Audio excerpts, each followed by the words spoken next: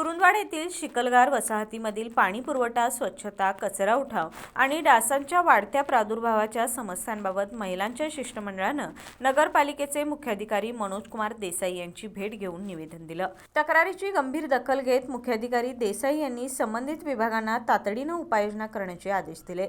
महिलांनी कमी दाबाने होणारा पाणी पुरवठा, पाणी टंचाई, सार्वजनिक शौचालयाची अस्वच्छता आणि कचरा व्यवस्थापनातील त्रुटी याकडे लक्ष वेधलं। यावेळी आरोग्य विभागाचे प्रमोद फुले आणि पाणीपुरवठा विभागाचे अमोल शेरबाळे यांच्यासमवेत समस्यांचा आढावा घेण्यात आला।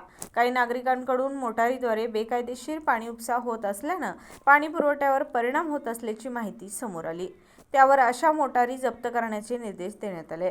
स्वच्छता ठेकेदाराला नोटीस बजावून परिसरातील स्वच्छता, सार्वजनिक शौचालयांची देखभाल आणि डास नियंत्रणासाठी तातडीनं उपाययोजना करण्याचे आदेश देण्यात आले। 2 दिवसात प्रत्यक्ष पाहणी करून परिस्थितीचा आढावा घेणार असल्याचं आश्वासन मुख्याधिकारी देसाई यांनी दिलं। शिरोळहून सुभाष गुरव।